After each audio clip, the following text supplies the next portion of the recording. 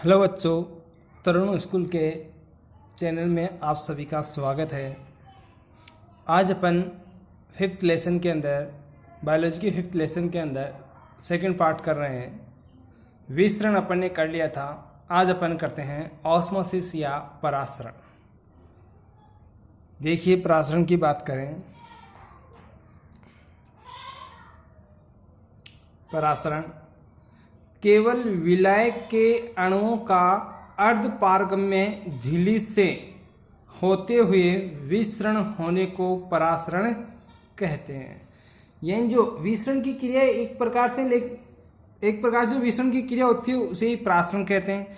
लेकिन विसरण के अंदर अर्धपारगम्य झिल्ली नहीं होती है, जबकि इसके अंदर कंडीशन क्या होती है कि अर्धपारगम्य झिल्ली पाई जाती है। सेकंड डेफिनेशन देखिए, विलायक के अणुओं का अर्धपारगम्य झिल्ली द्वारा कम सांद्रता वाले विलयन से अधिक सांद्रता वाले विलयन की ओर जाने को परासरण कहते हैं। यानी जो विलायक होता है, अपना जो जल होता है वो विलायक होता है। तो विलायक के अणुओं का अर्धपारगम्य झिल्ली होती है, उससे दूसरी साइड अर्धपारगम्य झिल्ली द्वारा बाहर की ओर कम सांद्रता होती है, अंदर की ओर अधिक सांद्रता होती है। तो अधिक सांद्रता की ओर जो गमन होता है झिल्ली के द्वारा, उसे अपन परासरण कहते हैं। परासरण की क्रिया को समझाने के लिए एक प्रयोग किया गया है, जिसे थिसिल कीप प्रयोग कहते हैं। थिसिल कीप प्रयोग द्वारा परासरण को समझा जा सकता है। एक थिसिल कीप के चौड़े मुंह पर चरम पत्थर बांध दिया जाता है। कीप की नली में शर्करा का घोल भर देते हैं। कीप का चौड़ा मुंह जल से भरे बीकर में रखने पर कुछ समय बाद घोल कीप की नली में अंकित चिन्ह से ऊपर चढ़ जाता है। परासरण की क्रिया के अनुसार बीकर में जल के अणुओं की सांद्रता अधिक होती है, जहां से जल के अणु कीप में विसरित होते हैं। यहाँ चरम पत्थर एक अर्धपारगम्य झिल्ली के रूप में कार्य करता है। अब देखिए, थिसिल कीप का प्रयोग के अंदर बताया गया है कि एक कीप लेते हैं, थिसिल कीप, जिसका चौड़ा मुंह है वो जल की तरफ रखेंगे, लेकिन चौड़े मुंह की तरफ क्या कर देते हैं, चरम पत्थर, ये चरम पत्थर है, ये बांध देते हैं। चरम पत्थर है वो एक अर्धपारगम्य झिल्ली की तरह कार्य करता है। बीकर में जल भर देते हैं, वो जो कीप है उसमें शर्करा का घोल भरते हैं। शर्करा का घोल भर के इसे एक स्टैंड के ऊपर स्थिर कर देते हैं। जहाँ पे शर्करा का घोल है वहाँ पे अपन मार्क कर देते हैं कि प्रारंभ में शर्करा का घोल इस स्तर तक है। कुछ समय बाद में देखते हैं तो जो जल है वो अधिक सांद्रता से कम सांद्रता की ओर गमन करता है, क्योंकि अंदर की ओर क्या है, शर्करा का घोल है। तो शर्करा के घोल के अंदर जल है वो कम रहेगा, तो विलय क्या है, अधिक सांद्रता से कम सांद्रता की ओर गमन कर रहा है। किसके द्वारा, अर्धपारगम्य झिल्ली के द्वारा थिसिल कीप के अंदर की ओर गमन कर रहे हैं। तो थोड़े समय बाद में ये जल है वो अर्धपारगम्य झिल्ली के द्वारा अंदर की ओर चला जाता है। अंदर की ओर जाने पर शर्करा का घोल पहले इस स्तर तक था, इसके अंदर देखिए इस स्तर तक था, थोड़े समय बाद में ये ऊपर की ओर आ जाता है। यानी इसके अंदर ओस्मोसिस की क्रिया हुई है। अब देखिए, आगे बात करते हैं कि जो परासरण है वो दो प्रकार का होता है। परासरण दो प्रकार का होता है, एंडोस्मोसिस और एक्सोस्मोसिस, अंतः परासरण और बहिः परासरण। अपन सबसे पहले एंडोस्मोसिस या अंतः परासरण की बात करते हैं। जब किसी सामान्य कोशिका को अल्प परासरी विलयन या जल में रखा जाता है तो विलायक के अणु पादप कोशिका में प्रवेश करने लगते हैं, इसे अंतः परासरण कहते हैं। जल का किसी भी तंत्र में प्रासरणीय प्रवेश अंतः प्रासरण कहलाता है। एग्जाम्पल है, किशमिश को जल में डालने पर किशमिश का फूल जाना, मूल रोम द्वारा जल का अवशोषण आदि। अब देखिए अंतः प्रासरण, सबसे पहले तो अपन देखा कि प्रासरण के लिए एक झिल्ली की आवश्यकता होती है। अर्धपारग में झिल्ली के लिए झिल्ली की आवश्यकता होती है।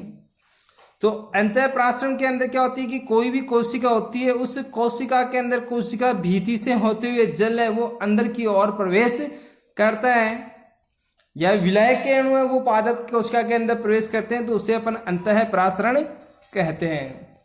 एग्जाम्पल है अपना कि किशमिश को जैसे ही जल में डालते हैं तो किशमिश क्या हो जाती है, फूल जाती है। दूसरा एग्जाम्पल है कि मूल रोम है पादप के, जो मूल रोम होते हैं जड़ के, तो मूल रोमों का जो जल का अवशोषण है वो प्रासरण की क्रिया के द्वारा होता है। सेकंड नंबर पे बात करते हैं अपन एक्सोस्मोसिस या बहिःप्रासरण। अब देखिए बहिःप्रासरण किसी कोशिका को अति प्रासरणी विलयन में रखा जाता है तो विलायक जल के अणु उस कोशिका से बाहर आने लगते हैं, इसे बहिःप्रासरण कहते हैं। एग्जाम्पल है, अंगूर को चीनी के गाढ़े घोल में डालने पर अंगूर का सिकुड़ जाना।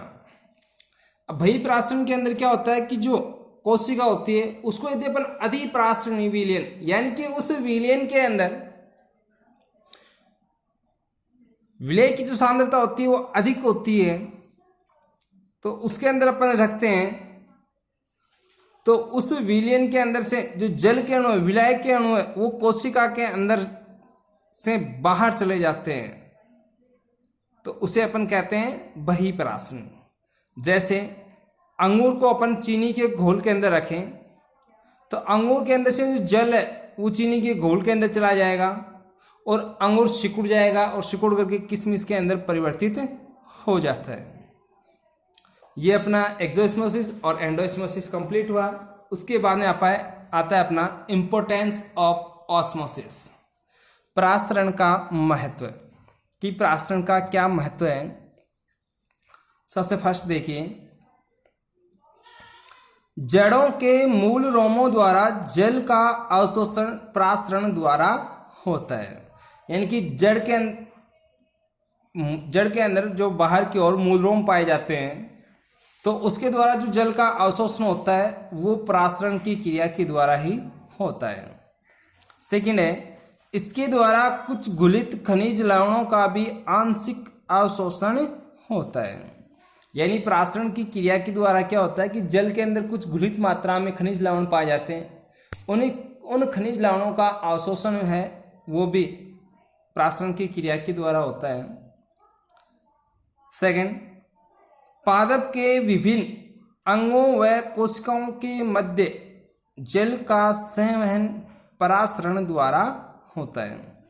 यानी पादप के जो विभिन्न अंग पाए जाते हैं और उनकी कोशिकाएं होती हैं, उन कोशिकाओं व अंगों के मध्य जो प्रासरण की क्रिया होती है उसी के द्वारा जल का संवहन की क्रिया होती है। यदि प्रासरण की क्रिया नहीं होगी तो जल का संवहन नहीं होगा। सेकंड है अपना रंध्रों का खुलना व बंद होना प्रासरण के द्वारा होता है। यानी कि जो रंध्र खुलते हैं और बंद होते हैं वो प्रक्रिया भी प्रासरण के द्वारा होती है। आगे के चैप्टर में पढ़ेंगे अपन कि रंध्र के अंदर है वो किस प्रकार से खुलते हैं वह बंद होते हैं। सेकंड देखिए, पादपों में हिमीकरण एवं शुष्कन के प्रतिरोधक क्षमता अधिक परासरण सांद्रता के कारण होती है। हिमीकरण और शुष्कन की प्रतिरोधक क्षमता है वो भी प्रासरण के कारण ही होती है। यदि प्रासरण की क्रिया नहीं होगी तो हिमीकरण व शुष्कन के प्रति प्रतिरोधक नहीं होगा। जैसे ही टेम्परेचर डाउन रहेगा या पादप को पानी नहीं मिलेगा तो पादप की मृत्यु हो जाती है। सेकंड है, फलों के तथा बीजों के स्फुटन व प्रकीर्णन में परासरण सहायक है। अब देखिए फलों के तथा बीजों के स्फुटन, यानी फल किस प्रकार से परिपक्व होकर के स्फुटन होता है फलों का, और बीजों का भी स्फुटन होता है, तो वो प्रक्रिया वो परागण के कारण ही होती है। और प्रक्रिया शुष्क बीज होते हैं तो उनका पानी है वो परागण के कारण सूख जाता है और प्रकीर्णन उनका हवा के साथ में आसानी से हो जाता है। इस प्रकार से परागण का महत्व है। नेक्स्ट टॉपिक के अंदर अपन करेंगे प्लाज्मा लाइसिस या जीवद्रव्य कुंचन।